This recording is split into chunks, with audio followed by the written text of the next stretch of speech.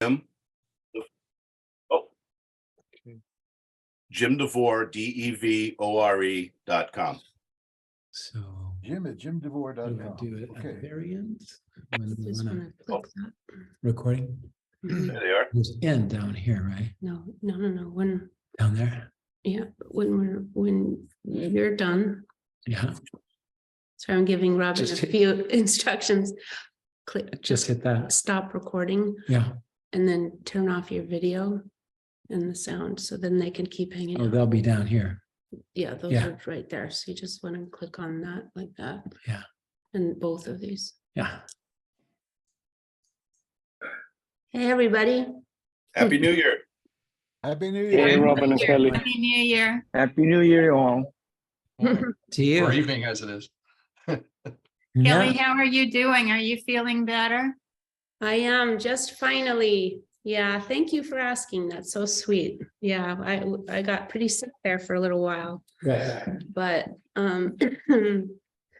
yep, I think just we're all kind of a little burnt out. So you could tell we took a little hiatus, dojo, little break from all social media and all this kind of stuff just to kind of get a little breather. And then I think my daughter was in town for a few weeks, and I think after that, my body was like, okay, finished. Now you just get sick and sit in bed. But it was fine. It was good. It's nice to feel better. I rarely get sick, so I tell you, health is such an important thing. Kelly, you look cold with that scarf on. Well, I'm trying to keep my chest warm, and I'm also going to go out in a few minutes. I'm going to leave Robin to do this on his own, and so I know. So he's going to run the show without me in a few minutes. But I just wanted to just jump in really quick, just to announce that our good friend Alberto, who you can see down there and right there, he's helped us integrate a new lounge into. So Lars, can you mute yourself? Or- Something was I'll going mute you. crazy I'll there. mute you. So as you know, we had been discussing the last few meetings before before we get together now about a new concept of a lounge that Alberto introduced us to, where, like, for example, James, you were just talking about something you wanted to share with everybody. And so basically, if you go to the lounge, there's a brand new, it's all reformatted, and it's called Discord. And you just click on that link and you have to join and sign up, which is a little bit of a pain in the butt. But once you're there, I think it's going to be super cool. And, it would be great if people could start getting in there and sharing and having conversations with each other. And maybe Alberto, do you want to say a little bit more about it? Yeah, hey everyone. Yeah, I think Kelly you said pretty much everything. It's I don't know if there's anyone here who knows about this platform. It's yeah, David. It's really used between gamers, but over the years it moved to other sectors, to other places. So there's a big communities for musicians too that are on this platform. So you can either use it on the website version, or you can download the app, which is my suggestion for a better experience, for a better use. And once you're there, there's different categories and channels, so you can just interact with each other live, basically, as if you were chatting. And it also, you can actually see too, huh? Yeah, you can actually video with each other, and you can chat with each Yeah. other, voice messages, right? And Exactly. I Yeah, got even a message Freddie, one of our members, joined already, and he's already in there, and I'm like, that's so cool, it's working. But Yeah. just encourage, it's brand new, just put it up, I think 2 days ago. So we encourage everyone to really get in there, and all of the categories that are in the dojo are there, so you can actually go into that particular category and talk about, or ask questions, or discuss, or share documents, or do whatever, however you'd like. And there's also Robben and myself will be in there quite often, just checking it out. And if there are questions you have for Robben, then those he'll be seeing those. And so we're pretty excited about it, and I hope that it works and that we have some fun with it. And it's just a great way to kind of continue this community feeling with all the students, Yeah, I think it's just the first step. As Kelly said, you just have to go in the lounge section and just basically sign up the first time, and that's it. Once you're in the server and part of the community. Yeah. And you don't have to do it through the dojo once you download it on your website, on your desktop. So that's pretty cool. I have a quick question, if I may. I went on last night very quickly, and it was pretty easy to get on. My question is, will the lessons and everything still be on the dojo site? And this is basically to conversations?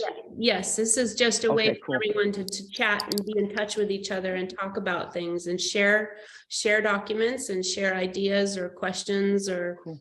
the dojo will remain just as it is, and those will never change, but this is just a separate way for people to relate with each other, which I just think is brilliant. And I just want to thank Alberto again for helping. Yeah, and pleasure. it was very easy for me. I mean, I'm challenged sometimes with that kind of stuff, but it was just follow the prompts, and Great. it was cool. It was good. So thank you. Fantastic. Good Yay. to know. Okay. And there's also a brand new story hour up. I just posted that, Robben Ford talking about his time with Jing Qi. So that's up on the website. Sorry, we're still recording some more content and a little bit behind, but there's always tons of content. But just letting you know about that. So those are the two kind of announcements, and we'll let the master take control of the home.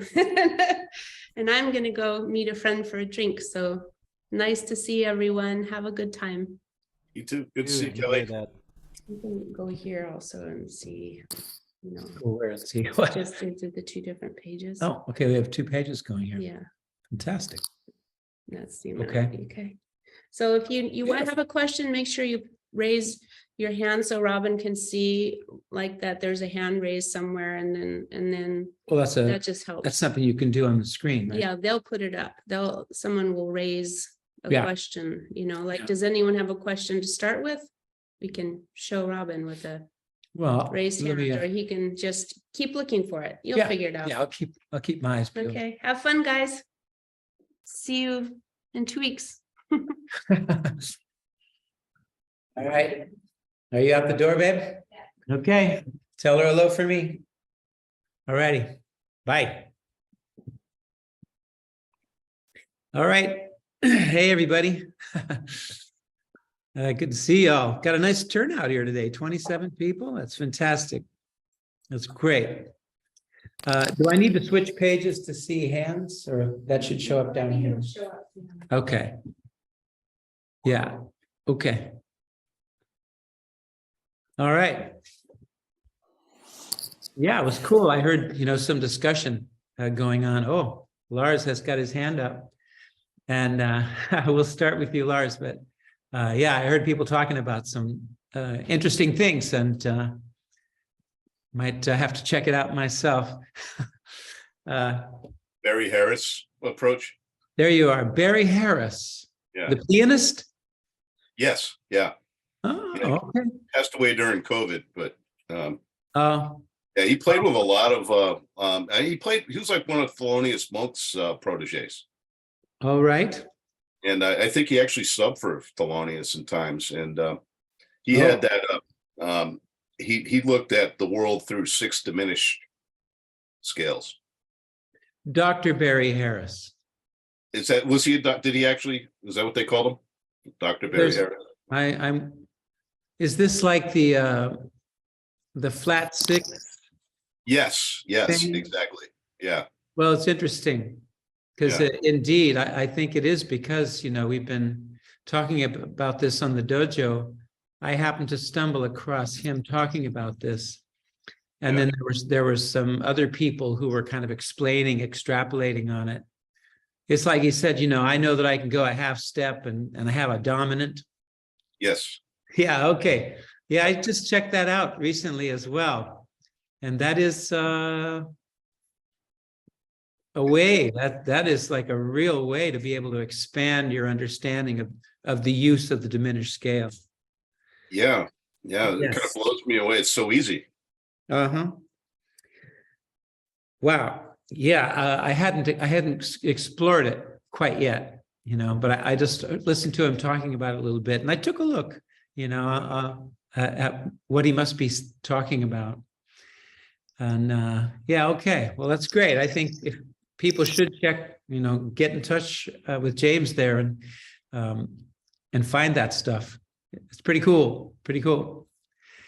So Lars, let's go ahead and let's hear what your question. Yeah, thank you, Robin. Thank you. Yeah, I showed you the hand there just so you should get the picture, basically. But I do have questions, and I got as usually. But I've got 3 topics. I don't know which one. First of all, I read in, and I've linked it also on our students chat. You know, you have this student chat in the dojo. Yeah. And there I linked from, I did read it in the Premier Guitar, and it was interview with you then, of course. And then you had 3 approaches, which, how do you say, consolidates quite much what we're talking about when we're talking about diminished, melodic minor, and mixed Lydian. You referred to that in that article, actually. Yeah. Which was very helpful to understand going from the 1 to 4 or 5 to 1, basically. I don't know if there is much to comment there because it was quite exhaustive article. It did make very much sense. Wow, great. Yeah, connected to what we're discussing here. But the melodic minor, I was interested in that before. And when I read the article, looked into the dojo, it made more sense to me, if I put it like that. So don't know really if I have a question right now, because I would like to explore, because you have showed us also going from the whole tone scale. Yeah. And then you went a half step down, and then you went into the melodic minor, actually. Yeah. To that is, I think it was one of the recent riffs you showed us. Okay. So I don't really know if I have some question within that, but then I come to another thing that I was thinking of was, and this is about changing keys in song. Okay. And then I do not explicitly refer to, and where I come from them, you know, I'm thinking if we have G7, I think C major family, or C, I think, and then we go to the C, and then I had to think F. That's how I think about it, actually. But then I look into your song, and we discussed this before, this earthquake song. Oh yeah. Yeah, where you are moving actually from A7, G7, F13 in the beginning, and F7. Yeah, F7, yeah. It's still F7. But yeah, it's still F7, exactly. But I'm looking at the charts here right now, so yeah, that's what it says. And here I'm thinking, how do you think about changing keys in a song? Yeah, it's 1 chord at a time. It is like that still. It is. Okay. Yeah, I don't know any other way to do it. Because so you don't. Yeah. Okay. Yeah, because I was thinking if you are linking it together somehow, do you see if, yeah, for instance, if I have a song going into D major, so I play D major, and then I switch it to get the key change. I go to the harmonic minor in B, which is the relative, so D to B minor, basically. But I go passing the chords in the B minor melodic, actually. And you know, that's how I structure it, thinking about it, writing songs. And I was interested in how you are thinking about changing keys in songs, in a sense, if it makes sense, the question. I don't know if it's a little Well, blur away. yeah, I think it does. I mean, if you're usually a key change, well, usually there's some sort of a logic, right? Like kind of a 5 chord to a 1 chord. Like you kind of, that's the adjustment that you make. But you can make that just right out of the blue, you know, if you like the sound of it. Yeah, okay. And if like the song Earthquake, you know, it could be A, D, G, C, F, right? You could look at it that way, and it would actually give you more to play, you know. But it's sort of implied to me, like because A minor pentatonic, right? If you're playing blues, it's kind of like D9, right? Yes. It's kind of the same chord. So the major and the minor, they're both implied there. The major third of the A chord, and then the minor, you know, third being the 7th of D.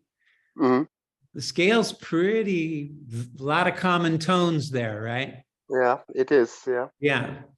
So it's there to be used if you want it, you know. Yeah.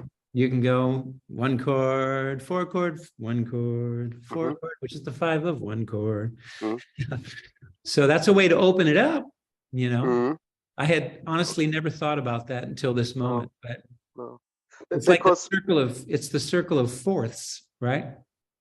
Yes, it is. Yes. Yeah, cycles. Yeah. Because the way you're describing it, because when I digged into this, I was thinking that, okay, if I play A7 pentatonic, that is basically, with my analysis, it's the Dorian in A. It's the Dorian, A Dorian, because that is within the family of G family, and then you have the A major, which is the Dorian, and then you have the D7, which in essence is the 5th of the G family. So basically, that's how I look at it right now. Yeah, I mean, that's really healthy. Yeah, and related to that, if I may ask just one more thing here connected to this, then we think about, okay, if we're playing A minor, or we are playing G7, we're playing G7. In essence, we should be able to go to the B minor Phrygian, actually, so the 3rd scale there, as a pentatonic. Because I don't know. Okay. Then I stop here. Thank you for. No, I should start taking lessons from you, Lars. No, I don't think so. But okay, but that was my question: how you were thinking about key changes, and then this again, I would like to emphasize that this article that's I put with from Premier Guitar, it's really, really good to understand those 3 ways of scales that you're working, and now you're working with more scales, of course, but this article was super good in combination too. Yeah, so Premier thank you. Premier Guitar, and the link is in this chat group, member chat group we have on the dojo, if you are interested. Fantastic. Yeah. Right on. So yeah, thank you for letting me talk so much. You're welcome. Okay, thank you. Any other questions off the top? Because I can, okay, Steve Posner. Yes, sir. You're still muted.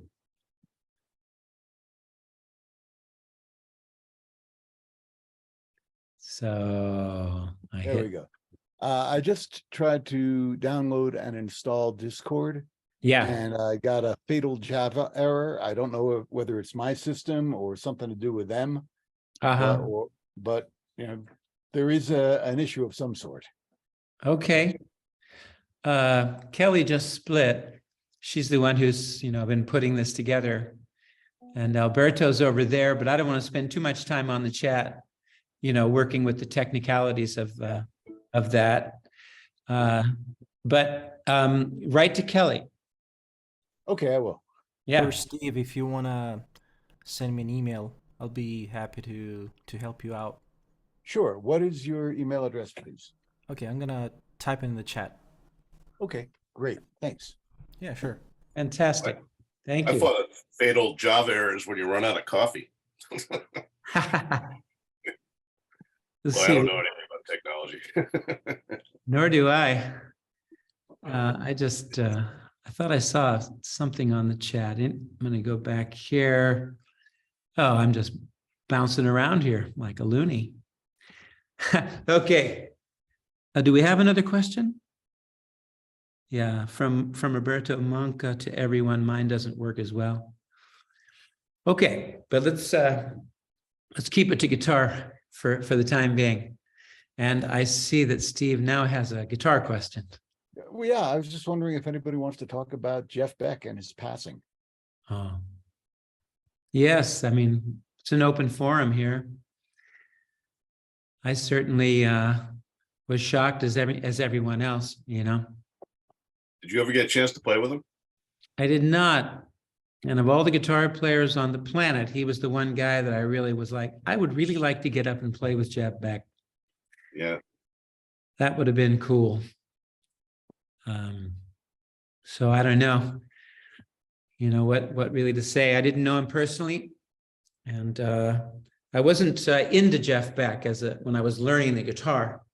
Jeff Beck wasn't, one of my inspirations, one of my, people. And it was years later that I realized what a monster he was, like I would say, can't remember exactly. I finally got a chance to see him. I had somehow this was in the 2000s, I think 2008. I'm not quite sure. But I heard that he was playing in San Diego on the day of the show. And I lived in Ojai. It was a 4-hour drive. And I'm like, I'm going. And so I got in my car. It was 5 o'clock.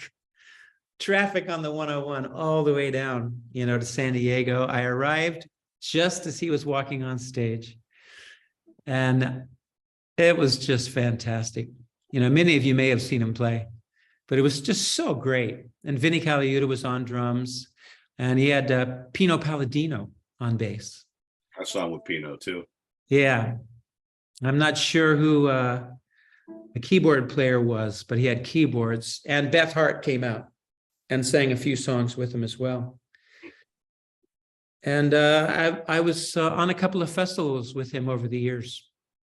At the is it Montreux Jazz Festival? I can't remember, but I did a couple of festivals with him, and got to see him, and it was different. It was not quite the same brilliance that I had witnessed that very first time, But I've often gone just to check out, well, what's Jeff Beck been sounding like lately? And he's always just great, So damn, man, what a drag. Yeah, it's pretty powerful. But I don't know if anyone wants to hop in there. No, I'm just shocked. He was a huge influence on me. 'Cause I'm a little younger than you, so I listened to him before I heard Bloomfield. I didn't hear Bloomfield until like 79, 80. Oh, wow. Yeah. But, did you hear the early records, though? You must have Oh heard yeah, I have the early records. Yeah. of Bloomfield. Yeah. Yeah, Yeah. The Butterfield records and Yep. Yeah, all Yeah, of got that. them all. Yeah, that was my school. Eric Yeah. Clapton. And the other guys to some extent, B.B. King, of course. Those are kind of the big three for me. Bloomfield, Clapton, and B.B. King. So, yeah, what a trip. So, Yeah, I was talking, I think it was in the, I guess recently, and so it must have been with the other hemisphere. So we didn't get into it. But gosh, I kind of lost my thread there. But did we talk about picking technique? We've been talking about that a little bit, right? Yeah, you change your technique up a little bit, right? Well, I would say adding to it. Uh-huh. You know, that's the thing. You're always adding, you know, it's not changing, it's adding. I made changes over the years, like with my right hand. I used to play, you know, like with my hand open. And then I started playing with my hand closed. Mm-hmm. Then I started playing with my hand open again. So it's both, you know. And yeah, the back and forth picking technique, that was a big change for me to start doing that. And I've you know, you run into all kinds of problems. You know, you hit it down, you just run into problems if you're trying to go back and forth, you know. If you play an upstroke, you know, you're not ready for a downstroke, you know, on a different string, not really. So you can hit, you know, if you hit an upstroke, then a downstroke, now you can hit an upstroke on a higher string, right? It's just the mechanics of that. And I've just started working with it, you know, like, okay, why not work with that as in a real deliberate way? And it's the kind of work that I was kind of never willing to do. You know, I settled it with the right hand, back and forth, and that creates problems, you know. So the guitar is a trip. Guitar is a trip, you know, because I think I might have used this phrase, but you know, you run into these things, you can't get there from here. You know what I mean? It's like, oh, you can't get there from here. And with the left hand too, you know, there are just certain things. It's like, you can't get there from here. So what this is, the message for me has been, then do something different, you know? So play something different that you can get to and see where that leads. And so I'm actually trying to just let that, you know, tell me where to go, you know, or give me, you know, an option, because there is surely an option, and it means you're going to be playing something differently or something different, you know, because you can't get there from here. So go somewhere else, you know. And this is it's an opening of a door for me. It's such slow work. You know, you have to be incredibly patient. And, you know, we mentioned in one of the talks, you know, I can't remember exactly, but I think it was with this group that we had this conversation. And it shows up later, you know, like once you, you know, you practice at home, you play with other people on the bandstand, you know, or even at home, you can just play, you know, but you work, you know, you work on the techniques, and then you stop thinking about it and just play. And then eventually these things start to come into your playing, and you find yourself, you know, relating to something new that you've been working on. It just creeps in. And I'm a real believer in that, like, because it's the thing that kept me from like learning and playing licks. I've done very little of that. I've done it, but very little, you know, and because I feel like I'm just playing a lick, you know. So go ahead, practice the stuff, but when you play, just play. And then eventually it starts to seep into your playing, you know, on the bandstand. And I mentioned that Michael Brecker, I saw an interview with him, and he said, yeah, I'm very slow. I find something new to play. I practice it in all keys. But he says, but I don't find it in my playing till about 3 months later. And then it starts to come in, you know. So one must be very patient. And especially me at this point, you know, Like, really? I have to learn new things? But it's great, you know, it's inspiring, you know. There's new things to do. And I just don't worry too much about speed, you know. That's not going to happen. I'm not going to get any faster. Maybe, but I'm certainly not counting on it, but I can find new things to play. And for me, it's all related to, it's kind of composition, you know, like if you make up a new lick, compose, you know, put some new notes together that you haven't played before in a certain order. That's composing, you know. And so they're all melodies. Like I just find myself to me, whatever I'm working on, sitting and playing the guitar, they're all something that I would like to hear. So it's like melodies as opposed to riffs. It's more like writing a 4-bar song, you know, because all these notes, they're strung together very deliberately.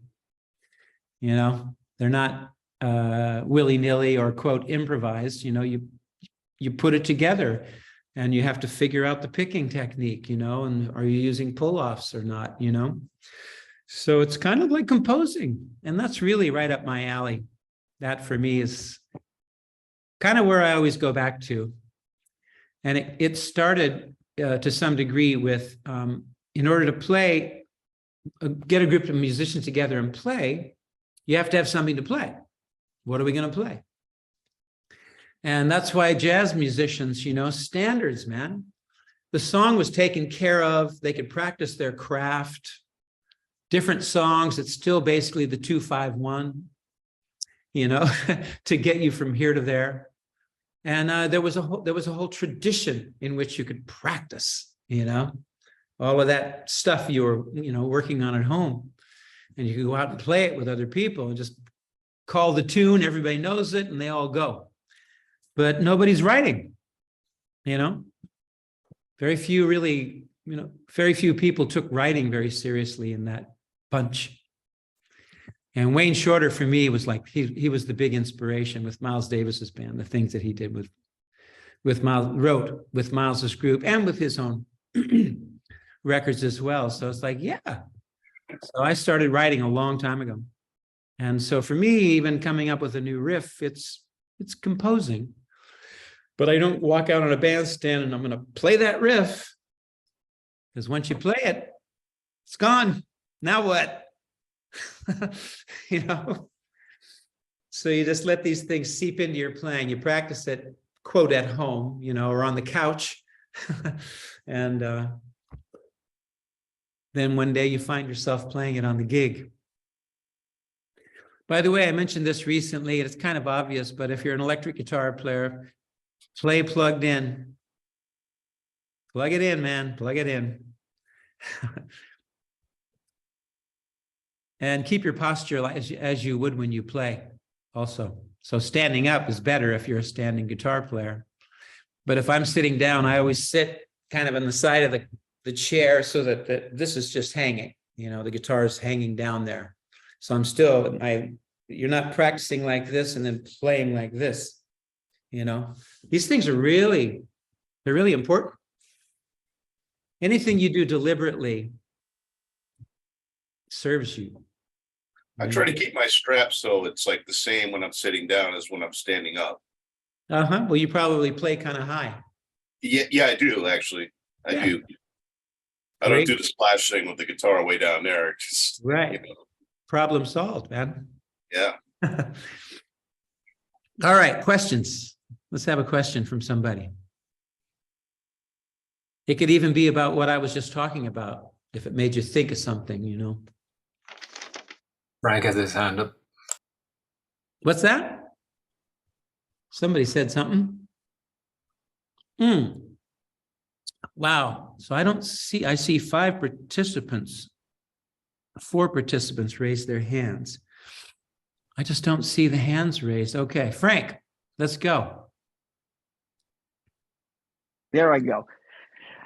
What you're talking about was right what I was I mean, it's awesome because that's what the dojo's doing for me in these sessions. It's kind of making me start to think about writing music and composing and all the things that can happen when you do that. Here's my question for today. Yeah. What about copyrights? Let's say, well, I know I'm just starting out and I don't know why that question came up. I said, this is the year that I'm going to write some songs. And how do you like protect yourself and your songs and your work? Well, I have never personally done it. Okay. The way to do it, I believe, you can certainly find out online, but if you just record it, in any way, shape, or form on a cassette, I mean, these days, of course, everything is digital, and you just send it in to does anybody know the name of it? Yeah, Steve, what is it? Well, I used to be a copyright lawyer in an earlier life. So it's the U.S. Copyright Office, and they've got forms, and you can fill them out. Now, in theory, the minute you get it down, whatever it is, in some quote, medium of expression is the term of art, it's theoretically copyrighted. It's done. But does anybody know it? So in order for people to know it, you register it with the Copyright Office. Okay. And then it's a question of what it is that you're actually registering. What are you copywriting? Are you copywriting the song? Are you copywriting the lyrics? Are you copywriting the chords? Are you copywriting the performance as it's actually gotten down on tape? So you got to specify that stuff. And then people are going to steal it anyway. Well, I don't think anybody's ever stolen any of my work, and I've been doing it for 50 years, I actually borrowed one of your licks on an album. Oh, that's all right. I actually borrowed some of your stuff on an album that I did years ago. Oh, licks are fine. Yeah, of course. Yeah, I kind of took Freedom, the intro to Freedom, and put it into the intro of a song that I wrote. Oh, great. But not the chord progression, just the the hybrid thing that you did. Just my ex-wife even called me on it. She called me up. She goes, "Wow, that sounded like, well, you stole that from Robben Ford." Totally cool. Any musical questions out there? Maybe, Robben, if I may, you were talking about picking techniques. Do you ever play, without pick? Yeah. Mm-hmm. Or do you even mix it up? Yes, I mean, it's one of those things that I got way into, for a while. All blues playing, I mean, there's always a little bebop in there for me. But it was, I heard the guitar player, somebody's needs to mute. They're playing guitar and they need to mute. Right there, mute, you got to mute. Anybody know who it is? Someone needs to mute themselves. So I heard the guitar player, Eric Gale, not Gales, but Eric Gale. And I think he's from Jamaica, but he wound up in New York and he became a major session, heavyweight. He played with Stuff, Steve Gadd, Richard T., all those guys.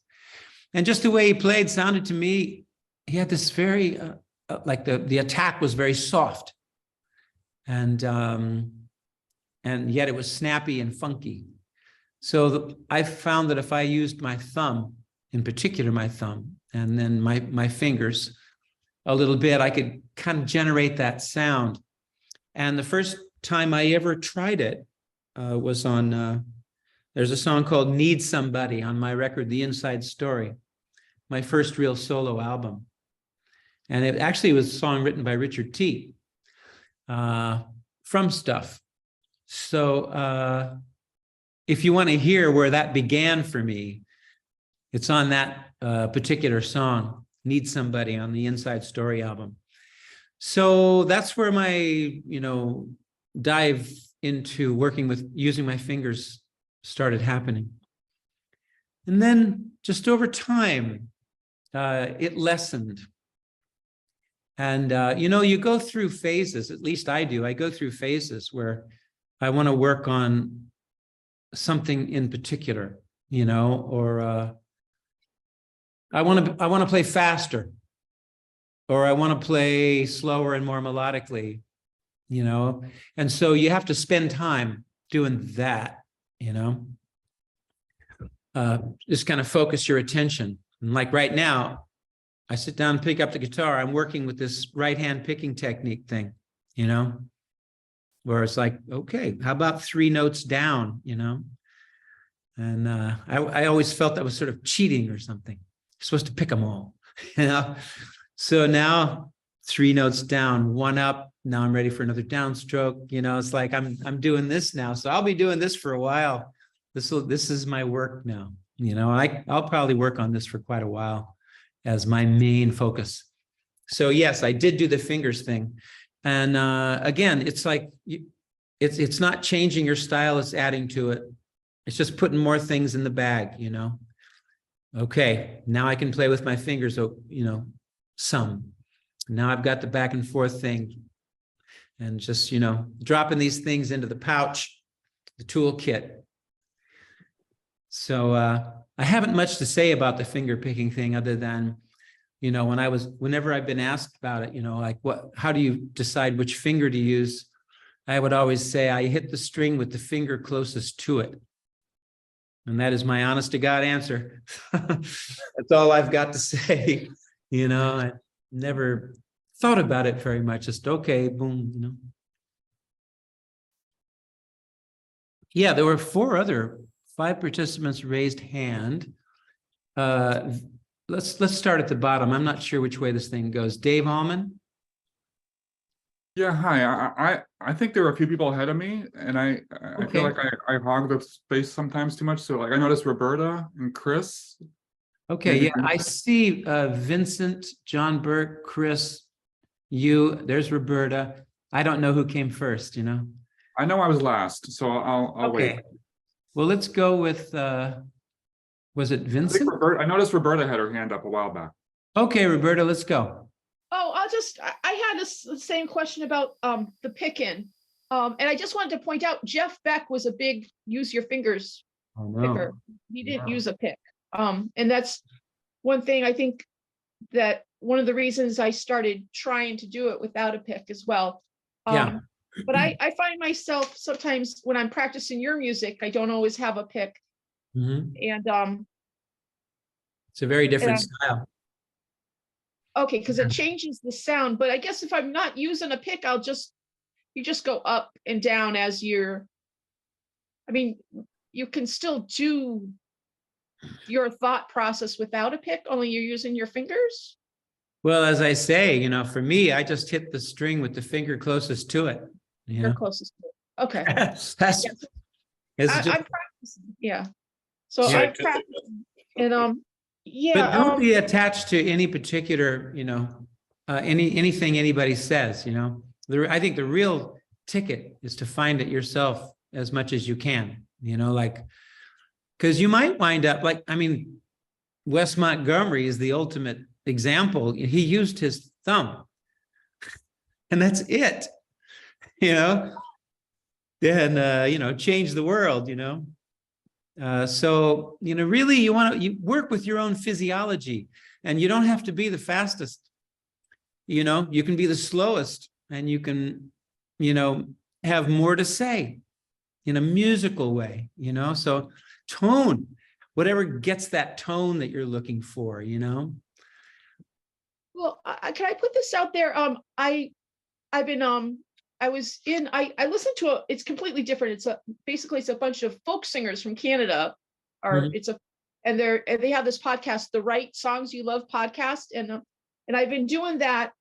They had a challenge to write songs, 14 songs, 14 days, and I find that like I'm learning the and you do it in like 20 minutes, so you just get the start of a song, but it's very creative and it's very exhilarating. But I find I'm leaning towards, like, I'm learning the I'm just like the the diminished scale, and I know the diminished scale, and my guitar teacher has taught me to it. And my guitar teacher was a huge fan of yours. And we would practice that. And I'm still trying to, like you said, keep practicing it. It'll seep in.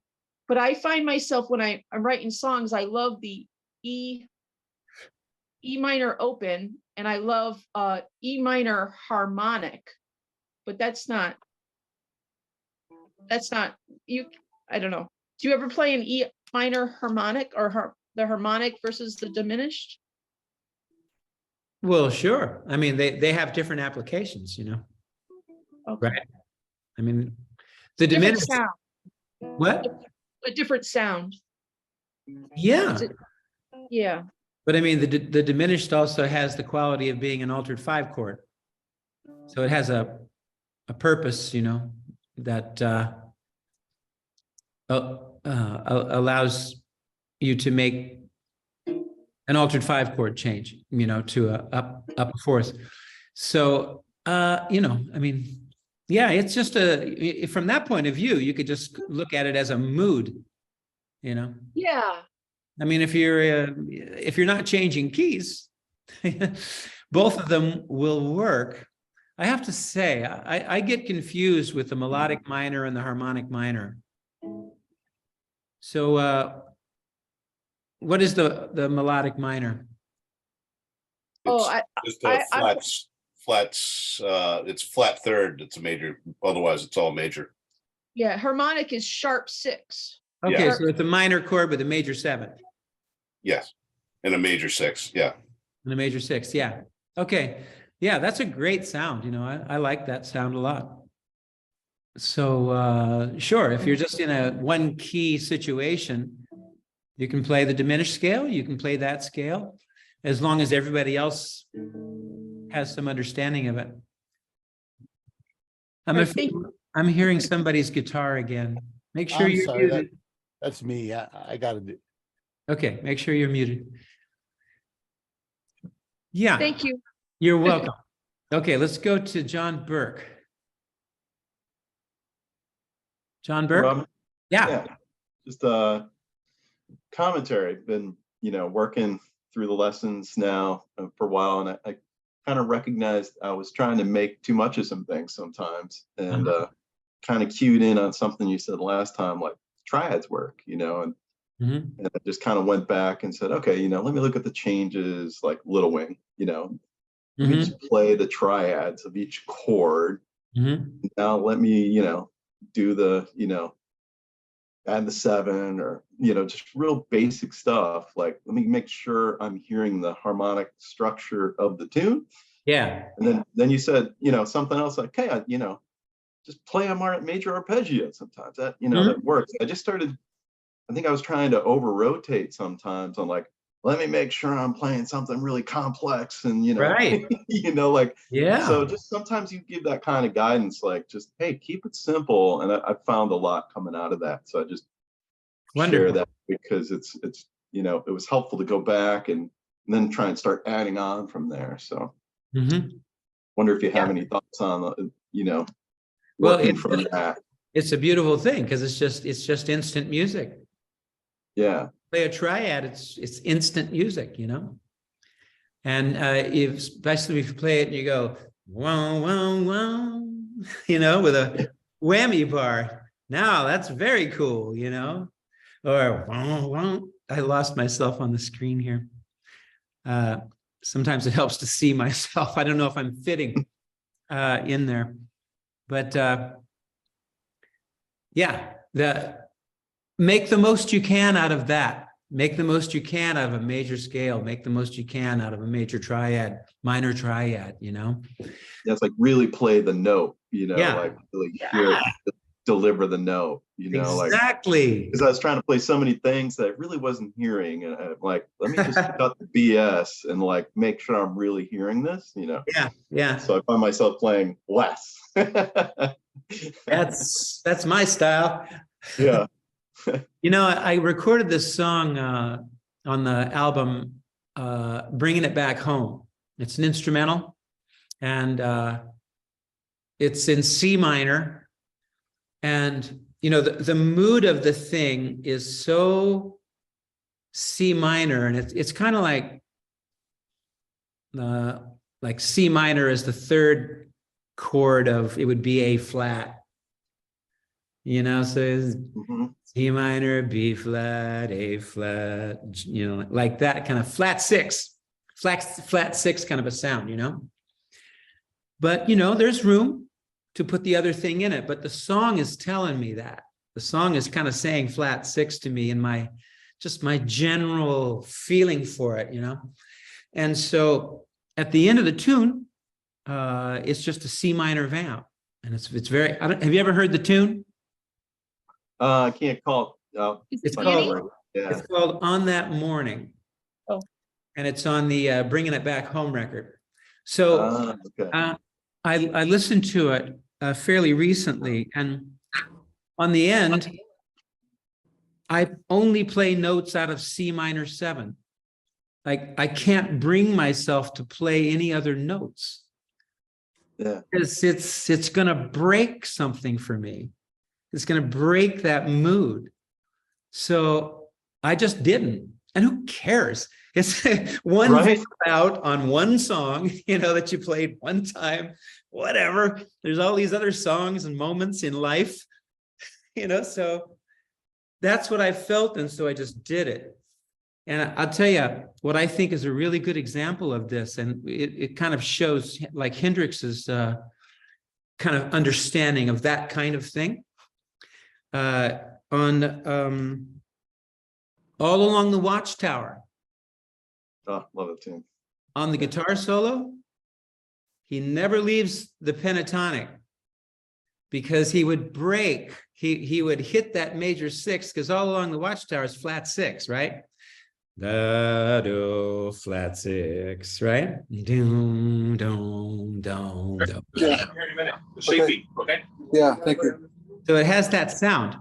And I know that's why he did what he did. He took that guitar solo because he didn't want to break that harmonic thread that was just ingrained in the song, Yeah, that's interesting. Yeah. I'm finding that now, like things I was playing before, I'm not playing now because I'm like, that's just not the bit. Like, it might technically be a thing you could do there, but it doesn't fit the tune, Yeah. So one song at a time. Yeah. Kind of. Yeah. This so one. Thank you. Yeah, it's been fun. Yeah. Making some progress slowly. I have faith. Okay, Chris Buckley. Hey, good morning. I have a question on a very broad topic. Yes. But I was curious about just your immediate reflections and philosophy of playing over static one chord jams and being able to make a statement and it not be stale when you have a lot of time and space to play with, but all while playing over one chord. I live in New Orleans, and so a lot of the music that's performed around town is a one chord vamp, often a 7th chord, and some funky New Orleans sort of jam.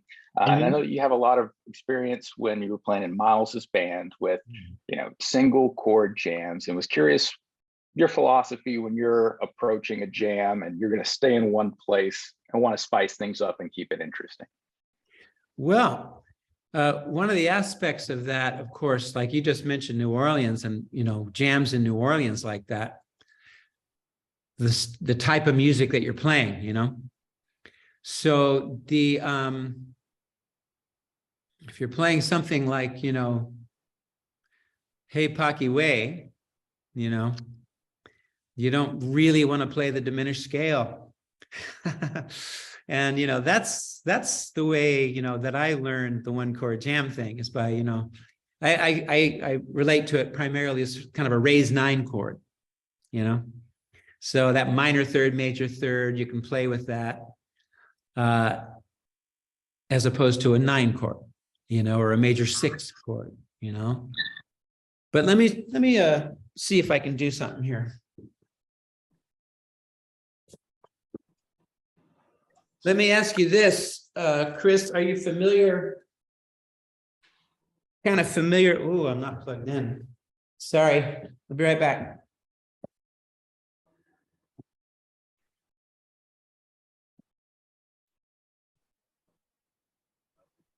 Are you familiar with the, the fact that you've got three pentatonic scales in any one key?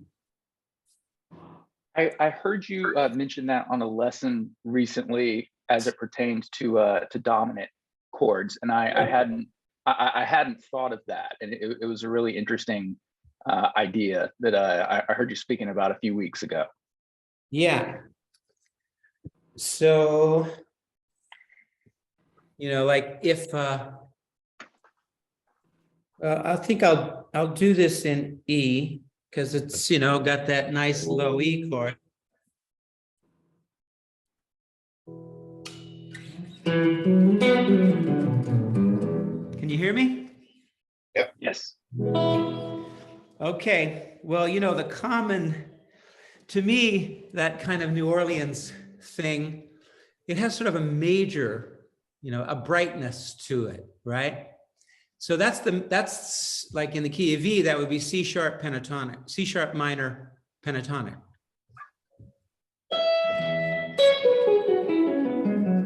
Right?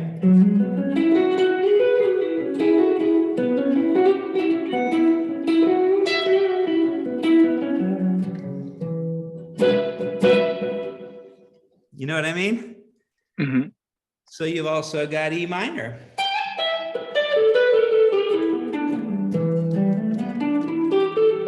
E minor pentatonic.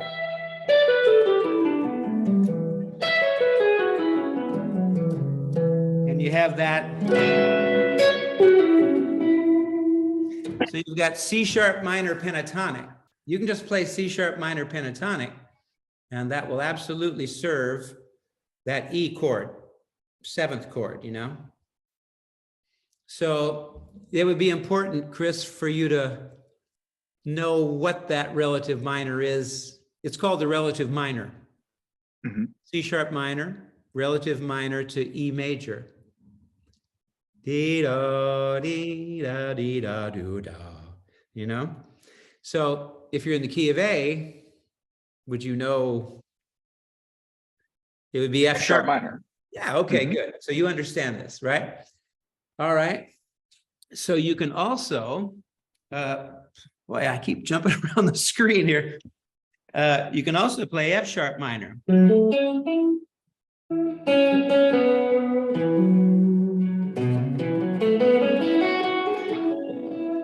But you have to kind of make it fit, because if you're just playing, all those notes work. So you want to kind of bring in the fact that you're in E.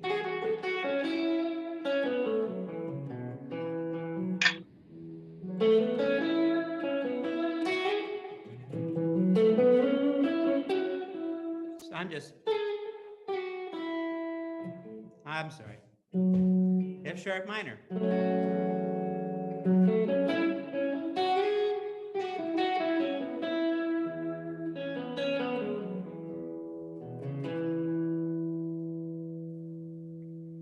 Yeah. See, if you hit that note deliberately, you don't want to land on the A because it's E. You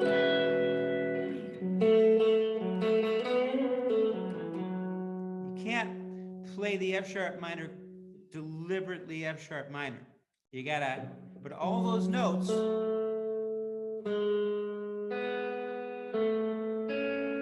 are in the E.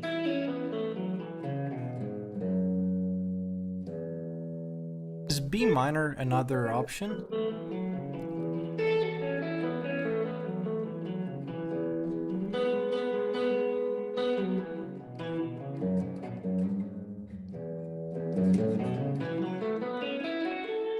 If you play it literally, it sounds like you're in not the wrong key, but like you need to make it sound like E. resolve any of those notes, like the A should resolve to G sharp kind of quick.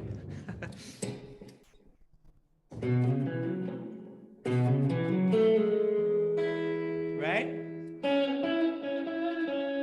F sharp minor.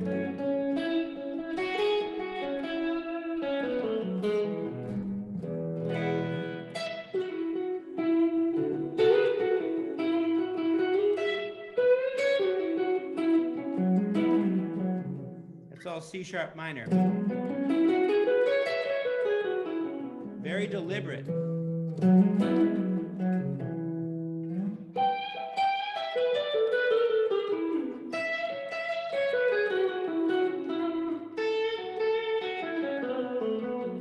That doesn't quite work in the same way. So you just have to pay attention to resolve it. So to me, that's kind of the sound, the feeling, right? It's kind of joyful and uplifted and bright and happy and major, So fool around with the C sharp minor in particular against A. That's a good one. And then, you let your ear find the notes that you like, And dare I say, there's a fourth one, which is B minor.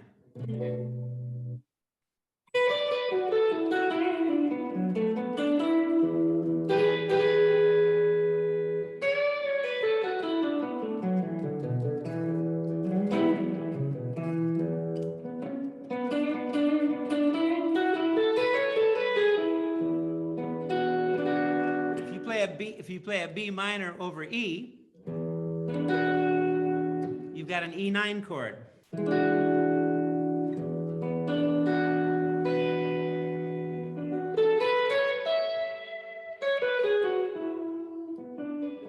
So I just played B minor to C sharp minor.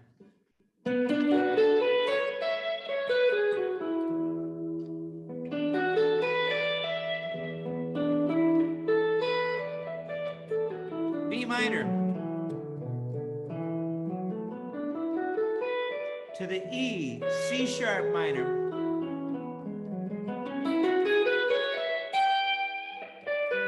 E minor.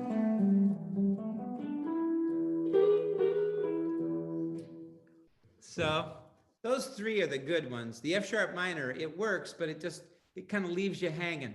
Sounds like you're playing in the key of A as opposed to E. So those pentatonic scales, is that helpful? Cool. Absolutely. And I, when you were playing the B minor over the E, my guess is that works and sounds particularly good because it's almost as if it's implying a 5-1 going from the B back to whether you're playing the E major or minor pentatonic. Yeah, it doesn't have to, because it's not like a B altered chord. It's really more like E9. It's like an E9 chord, just without the third. Yeah, B minor is E9. If you play a 9 chord, that's B minor.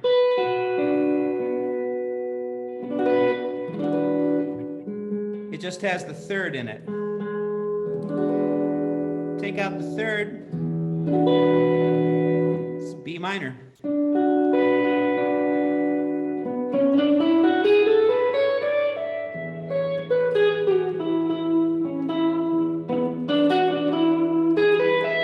B minor, E triad,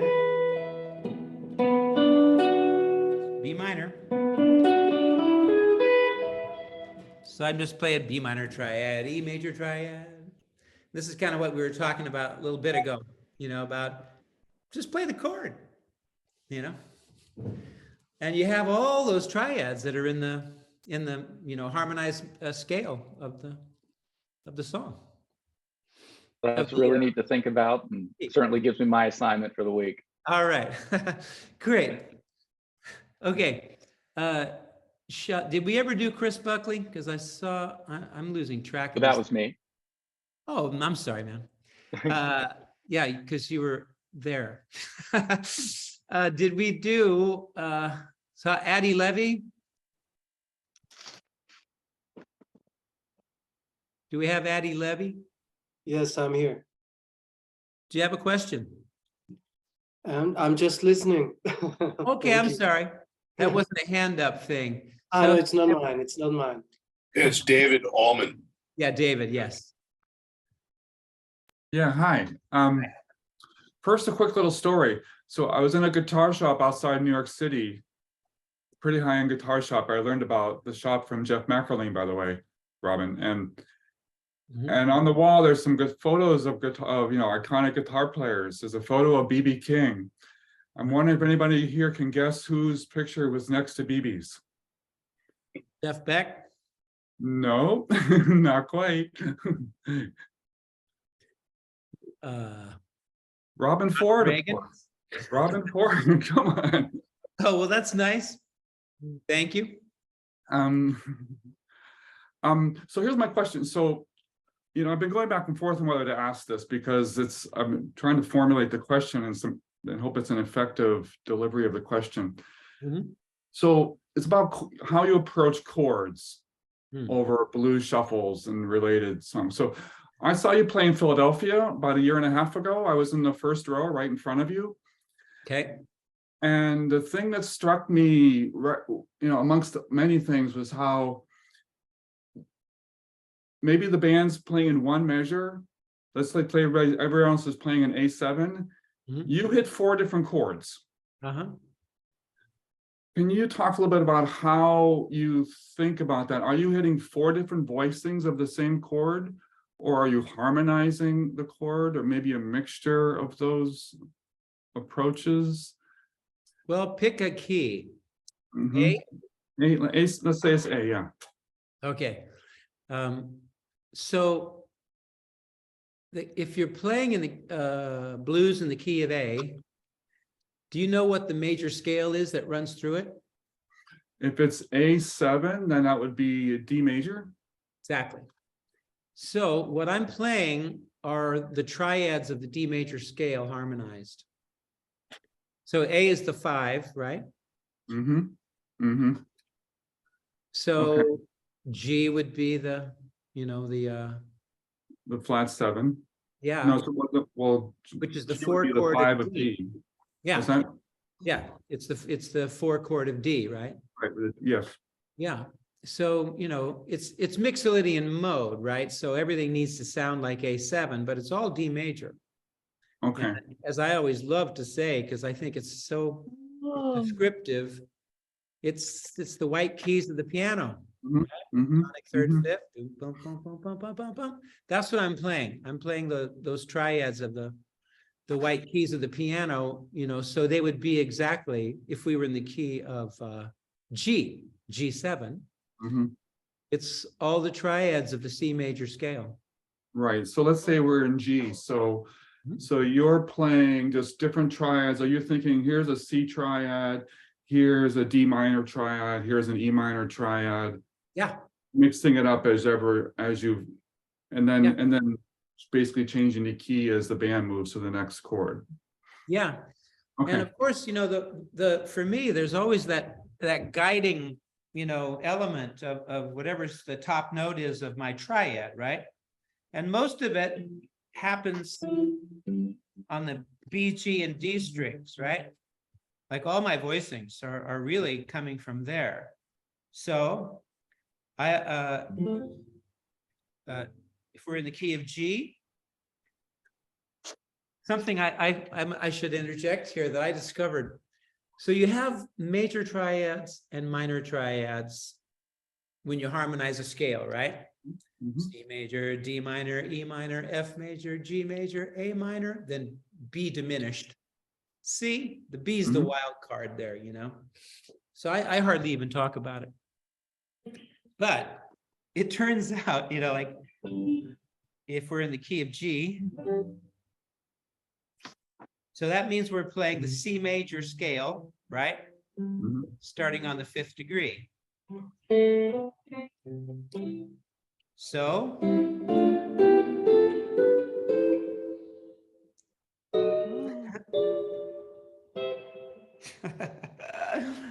that seventh chord always wigs me out. Anyway, so it turns out that just the major triads, if you just consider the major triads of the C, the harmonized C major scale, right? So those major triads are C, F, and G. Great. So I'm playing, did I lose myself again? There I am, I jump around. So I'm playing, so C, F, G, C, F, G, C, F, G, C, F, G. So these are my voicings.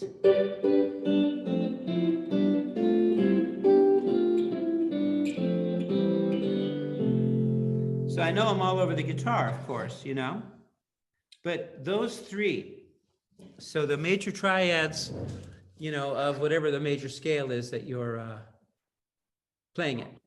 Yeah. So blues in A, if you just think of it this way as, you know, G, A, and D. And so I've always got, you know, the a melody going.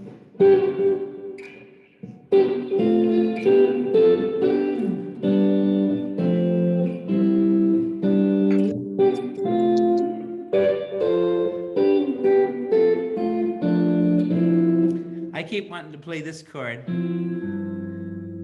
which is a combination of the C triad and with an F, right? So it's like F major 7.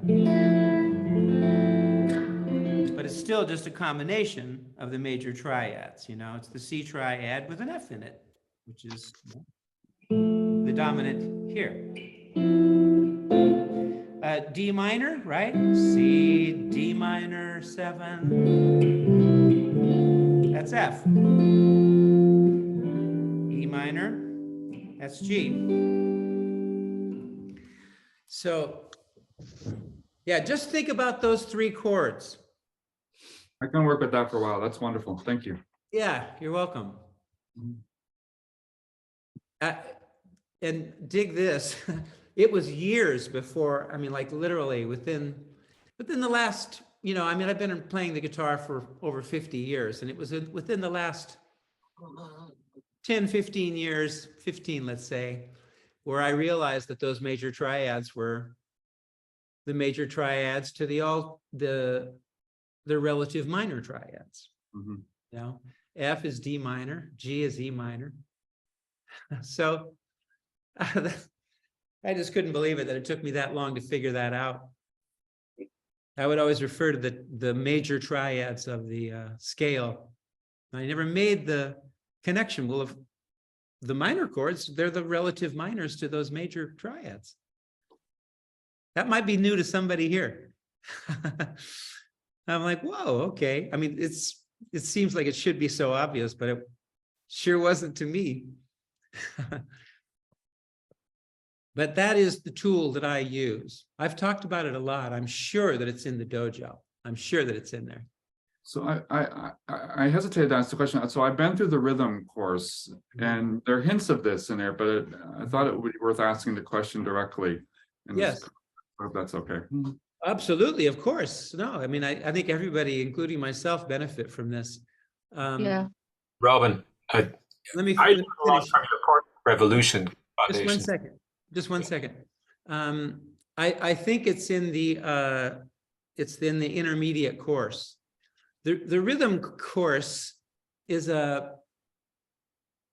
it's kind of unto itself, you know. It has a different. It's not really instructional in terms of harmony, right? It's just chord voicings and rhythms. But I'm pretty sure that it's in the intermediate course. You know, the Guitar the Way I Learned It. I think it's in the intermediate course where I talk about this concept, you know, this way of looking at chords. And I'm sorry, so someone started asking a question? Sorry, it was me, Robben. I was just like, it's been probably a couple of years, but it was your Chord Revolution Foundation's course on True Fire that kind of unlocked some of that. The harmonization, and it just really changed just my whole view on it, on chords, how to play over them, and it was a like you, I was like, I never made this connection. Oh, of course, it's called major, but and minor, and Yeah. it just also at some point it clicked. And I was like, Right. and all of it, you just the freedom just opened up. Yeah, it opens up the whole fretboard. Exactly. Just know how to play G here, G there, G there. It's just G. It's tonic third and fifth, Yeah. And learn it all over the fretboard, Did we ever talk to Vincent? Did Vincent, is he still here? It was me, Rob. So that's who was just speaking? yes. I'm sorry. I keep losing the names here. Okay. James, did you have a question? Yeah, I did. I kind of feel like an idiot about this, but I didn't realize until recently when you said you didn't realize about the triads. Yes, you can talk about anything freely here. Right. I didn't realize that there's only really 3 diminished scales and 3 diminished chords. Well, everything diminished can be moved in minor thirds. Right. I always knew that, but I never thought about the 12, but then I was thinking last night about whole tone. That would mean there's only like 2 whole tone scales, right? Only one. Only one?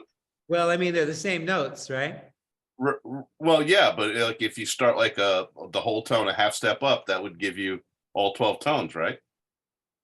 If you start, if so, you go like C to D flat, and whole tone, that would give you all 12 notes of the. I don't understand. Well, if you went up in whole steps in the key of C. Well, that would be C to D. C to D, right? And then you start from D flat and you go up D flat, E flat, and go up the whole tone. That would give you all 12 tones of the whole tone scale. Yeah. But that's a pattern within the 12-tone scale. That's what I would call that. Yeah. Pattern within the 12-tone scale. I'd love to be able to get that into my playing, get some of those tricks in there. You can do anything you want. Yeah. I know. I'm trying to hear it though. That's the thing. Well, I mean, really, you're just talking about the 12-tone scale. Yeah. So you're saying that you want to be able to hear these notes freely. Yes, be able to improvise with it, and make it sound interesting and not like a scale. Mm-hmm. Yeah, or a pattern. Yeah. Yeah, and for me, the diminished scale is the way I got to. That's what cracked the 12-tone thing for me. It's not 12-tone, as you know. But then, of course, fourths. If you play 1/4 after the other, eventually you've got all 12 tones, right? Exactly. Yeah. So like, in the key of E minor, that series of fourths from E, it's E minor, right? Yep. With a fourth in it, and if you keep going, eventually you've played all 12 tones. So minor, just the minor sound, there's a lot of openness in there, and if you're allowing yourself to think in terms of a completely 12-tone system, then you just play things you like to hear. And you will have to have patterns, because just to play notes willy-nilly doesn't quite work. Yeah. So there needs to be some logic. That's how I view it. It's like there needs to be some logic to tie things together. And, like Ornette Coleman, of course, was the guy who really, he is the guy who just said, I can play anything I want to at any time. But even he, was playing melodies within that context. But they changed keys, there's no chordal instrument, because if you got a piano player playing a chord, you're stuck. So no chordal instrument, you know. And then, you know, there's nothing really insisting that you play this, that, or the other thing. And minor is there's a lot of room, you know, in a minor chord, and especially if you play it with that fourth in there. Yeah. You know? Yeah. It's the old Bill Evans thing, right? The so what? And yes, but those guys aren't playing outside of them, you know. Yeah. Coltrane, maybe he did a little bit, you know, but if you, Miles does not play, you know, he's diatonic. He's just playing beautiful melodies with a beautiful sound, you know. And Cannonball's just swinging his ass off and just playing 2 5s, you know. And Coltrane, he's running some different shit. So it's the rare bird who can really do that, you know. I understand it. I understand it. I have found my freedom, but my freedom is also, it's always tied to some sort of a melody, and that's what makes the other notes work, you know. And it's some melodic sense, you know. Otherwise, you really have to practice a lot of shit.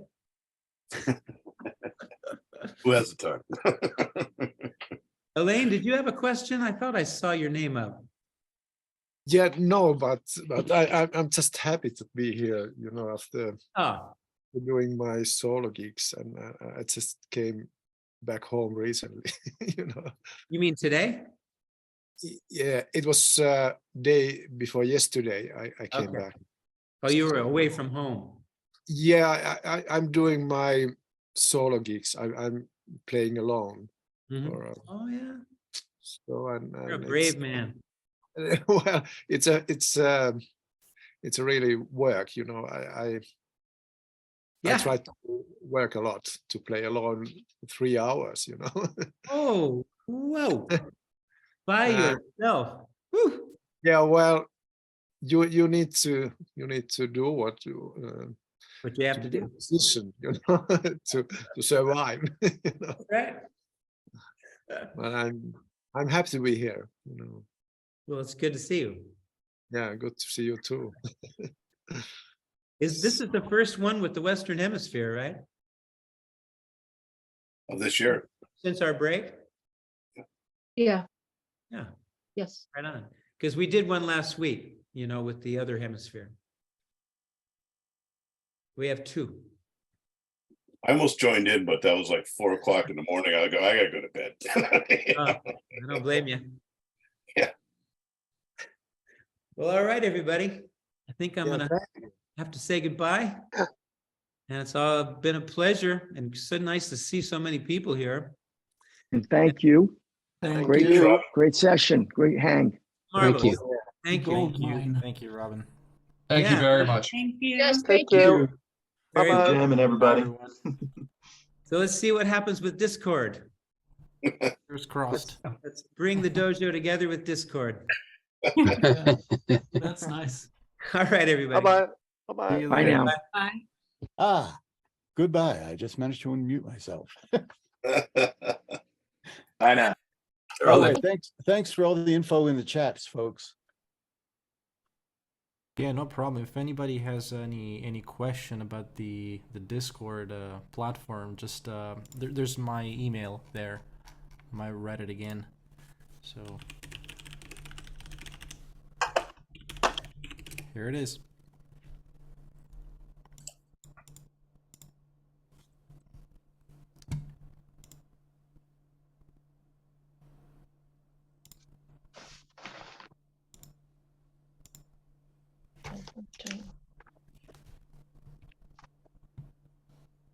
Hey, David, is that a Terry Kath Telecaster you have there? Of course, not the one, but yeah. Yeah, I was like, oh, wow, that looks just like Terry Kath's telly. That's the idea. Yeah, it's kind of, sometimes I think it's kind of silly to have done this, but I don't know. Yeah. Pretty cool. I just had the neck replaced at Watchtower. That's why I was up there. Watchtower? At this guitar shop outside New York called. Yeah, what part of New York is that in? So it's actually in New Jersey. It's in Morristown, New Jersey. Oh, okay, all right. I'm in Philadelphia, and there's nothing really. There's a guitar center here and there in the Philadelphia area, but that's about it. So if you want something a little more, you want to talk to people who know what they're doing. No, maybe I shouldn't say that, but if you really want to dig into it, like I found this place through this guy Jeff McElwain, who has played with Robben. He made a couple videos from this store, and that's how I learned about it. So I go up there. It's about an hour drive for me, but it's always worth it. And yeah, anyway, I'm blabbing a bit, but yeah, I used to live out that direction. I lived in downtown Philadelphia for a while back in the 80s, early 80s. Where? I lived right in Center City, 14th and Spruce. Okay, I'm in the part of city called Old City. Around the corner from the first post office and all that stuff. Yep. Yeah. Yeah, I was so poor in those days. I lived on cigarettes I could find down at Kennedy Plaza off the Cigarette Girls, and pretzels and Rolling Rock. That was my diet. Jeez. You know, it was tough. I did a lot of writing though in those days. So yeah, so thank you. I think I have your email right. I'll ask you for that tab. That'd be great. Yep. Yeah, it's like I said, it's an unfinished thing that I wrote out. I'm going to add on to it, and I haven't even labeled the chords, but the chords are basically C6 to a diminished chord. It's like C6, G7, flat 9, all the way up, just inverted. So it's pretty interesting stuff. Just seemed like a pretty neat pathway to do a 2-5-1. So I've got a bunch of chord charts for it in the scales. It's an 8-note scale. It sounded like so there's a guy on YouTube who he has this channel called The Things I've Learned from Barry Harris. Oh yeah? Have you noticed that? I haven't, no. He has over 100 videos. They're pretty intense. I haven't been through them as in the detail I need to. You might find it useful. Sounds like you might. Yeah, absolutely. I'd find that useful. Let me see. I'll see if I can. I'll drop a line in the chat in a second if I can find it without too much trouble. Yeah. Because I'm on his.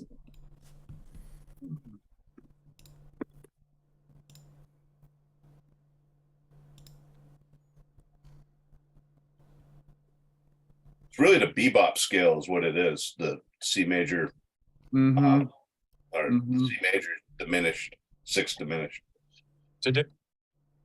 Yeah, I found the first episode. There, like I said, there are over 100 episodes. Wow. And go back to the Zoom thing. I'm gonna throw it in the chat right now.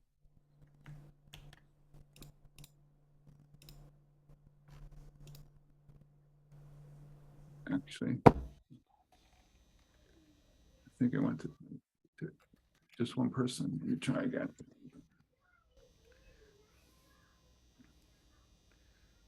Okay.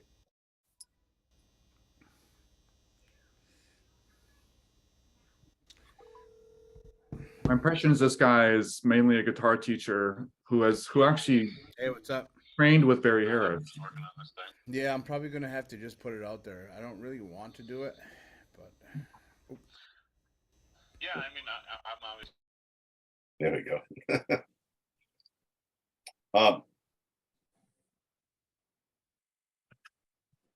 I lost my train of thought. Yeah. I'll definitely check that out tonight. Cool.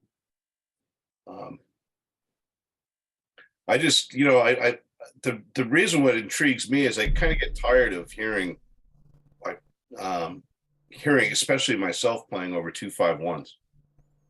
And I find that, most musicians that you hear, it's kind of, I don't know, it just after a while, it kind of gets stale, kind of like listening to people play minor pentatonic over everything, So I thought this would be a neat approach to, expand upon the 2-5-1s by just playing over 2 chords.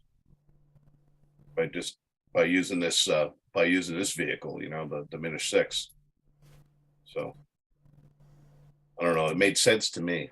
You know, it's something I just recently come across, and I just harmonized it. I need to learn more about it. It sounds pretty cool. Yeah. I'm gonna take off. Anyway, nice to see everyone. All right. Nice to see you. See you next Bye. time. Okay, see ya. All right. Is it snowing anywhere? You guys feeling any snow today? What did you say? Is it snowing where you guys are at? Oh, Always. not here. Oh yeah. We just saw our first bits of snow today. Where is it you live, James? I'm in New England. I'm up by the coast. I'm right on the coast, so we don't really get a lot of snow here. But it's about 33 degrees out there and real damp. So we're just starting to see it today. Yeah. Which I could do without. That's pretty rare to snow here. I live in Italy, in Sicily. Oh, yeah. So we're pretty far. Doesn't snow here. I'm on the coast as well. Oh, beautiful. Yeah, but it's I think temperatures are around 14 Celsius. That should be maybe 50 Fahrenheit. Mm-hmm. So not too bad. Oh, it's a little cooler than I thought it would be. Yeah, it's always usually been cooler than this, but this year, you know, how do you say, global warming? Yeah. That's right. You guys had a real hot start to the winter, didn't you? What? Sorry? It was pretty warm for the start of winter for Europe this year. Yeah, it's true. It's true. Yeah. Yeah, it's never been Alberto. this warm. Yep. Do you are you familiar with Augustin guitars in Italy? Augustin? Oh, Yeah. The brand? Yeah, the brand. You know, Yeah. do you follow the playing of Rocco Zeffirelli, the Ennio Morricone guitarist? If I know him? Do you follow him? Or I mean, he plays that brand. So I was curious. You can't really get him in the States. Oh, okay. But they're for classical guitar, I think. No. He does Strats and Tellys and custom high-end boutique. I mean the strings. I know the brand, the Augustin brand for. I think that's spelled a little different. Something else. Yeah. Let me just see. I can find it real quick.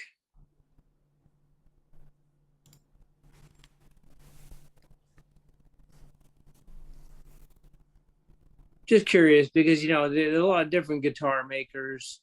Yeah, it's Agostin. Agostin. Yeah. And that's a brand of what again? Sorry. Of electric guitars. He makes electric guitars.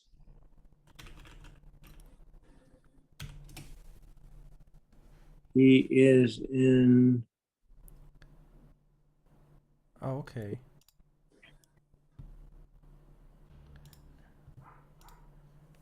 Augustine.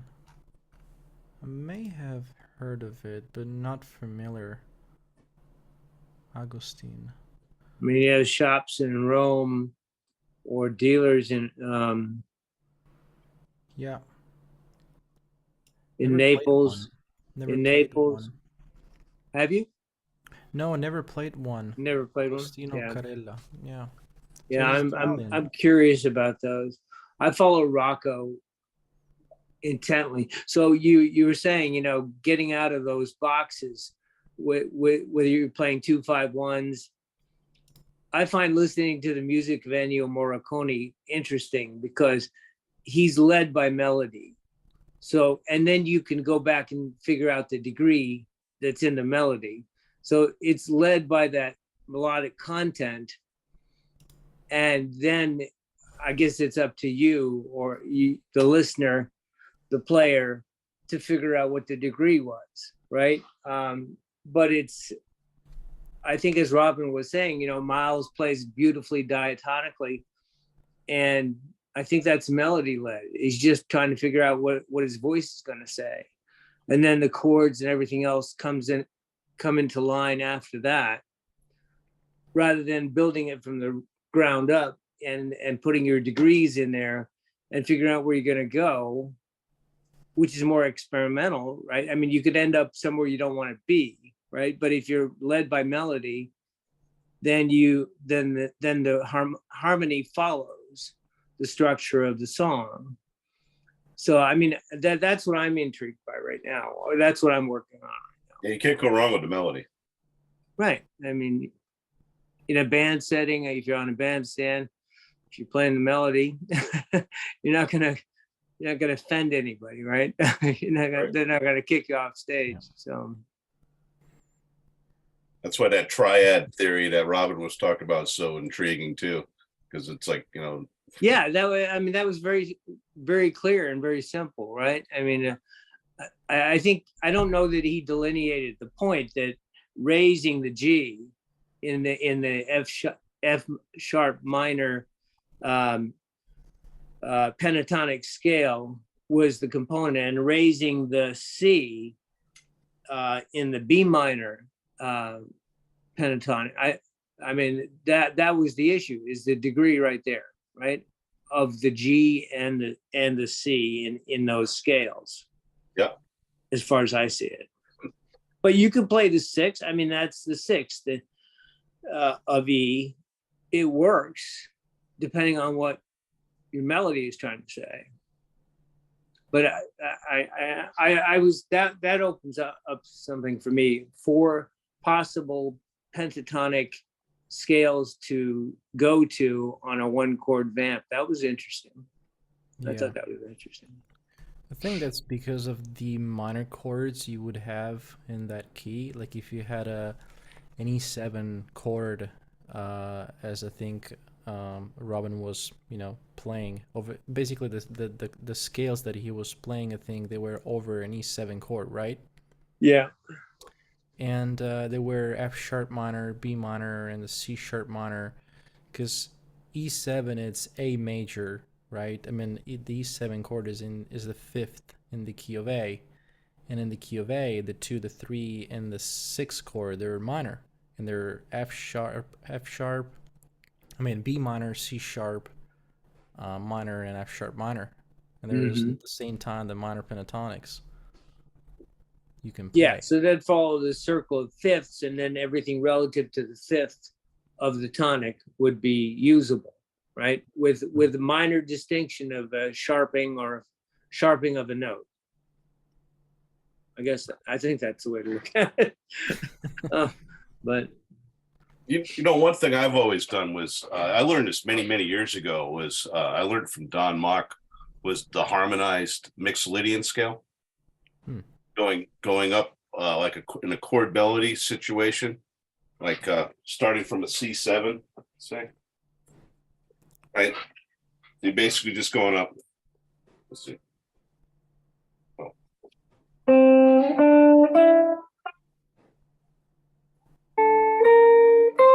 Right, going up like that, the Mixolydian scale. But if you go like,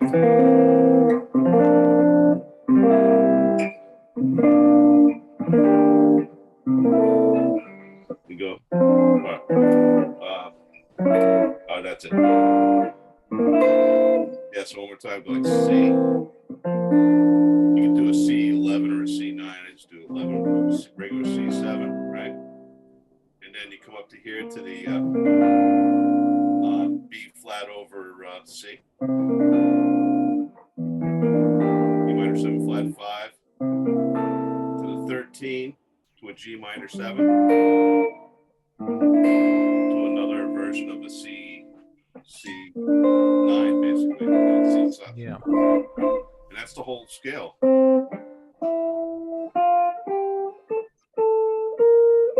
So are you playing the F major chords, basically? No, these are all dominant 7 chords. So, and I use them a lot. So like if I'm like when I'm vamping on something, like say if I'm doing like a C7 vamp, I might do like.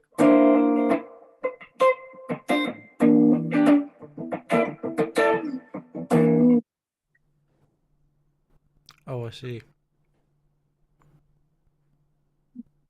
And stuff like that. That's something I've been doing that for years. So that's how I like, think of these things. Yeah, I learned that from Don Knock a long time ago. Of course, Freddie King was famous for that chord too,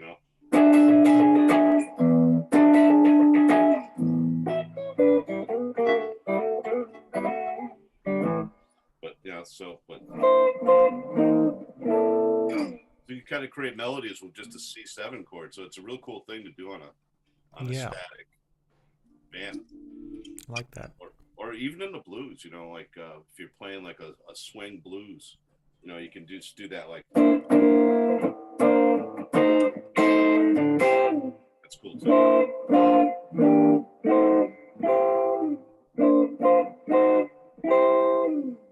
Stuff like that.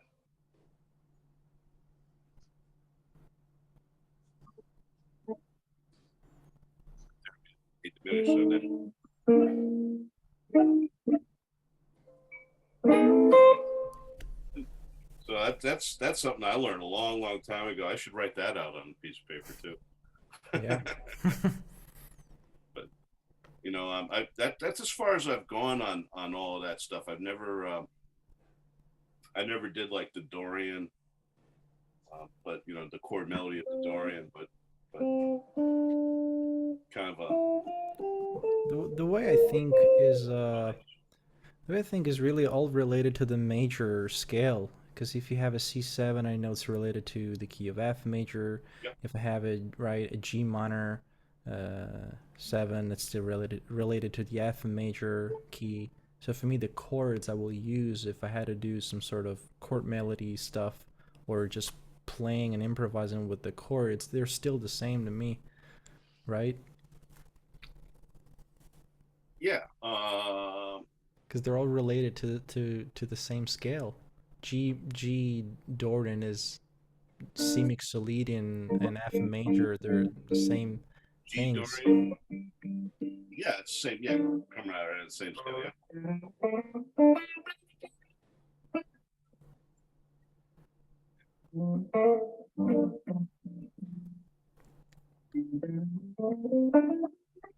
There's also the other mode of the Dorian blues.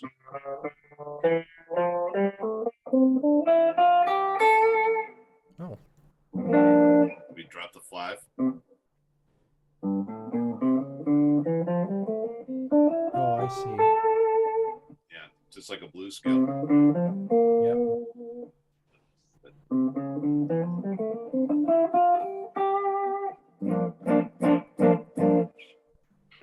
Got a lot of use out of that one. That's a real easy one too. All things you can do to avoid playing minor pentatonic all day long. Right. Sometimes just go chromatic. No matter what, just to avoid it. And you guys ever listen to Hollywood Fats? Hear the stuff that he used to do? Long time ago. Familiar. No. One of my favorite guitar players. When I was younger, I tried to break into the Hollywood blues scene, and he was really big on that scene. What is the name again? Hollywood Fats. Fats. Yeah, but I mean, just you got to go out there and listen to some of the stuff he did. He did a lot of these sixes and nines and stuff, and just I mean, I know that he did think about it, because I think he was thinking about his his next fix more than he was thinking about what he was playing. But his playing was so incredible, so emotional. He played a lot with James Harmon, and yeah, he was the guy in Hollywood when I first moved there. He didn't live very long after I moved there, unfortunately. Check him out. Yeah, he's definitely worth a listen. There's only a few videos of him that exist. Well, I got to run, but very nice to enjoyed talking to everybody. Thank you very much. All right. Okay, we'll see you in a couple of weeks, probably. See you on the Discord. Yeah. I will have to leave also. Yeah, thank you very much. Yeah, I should get going too. All right, guys. All right. Thank you. Talk to you Bye. later. Take care, guys. You too.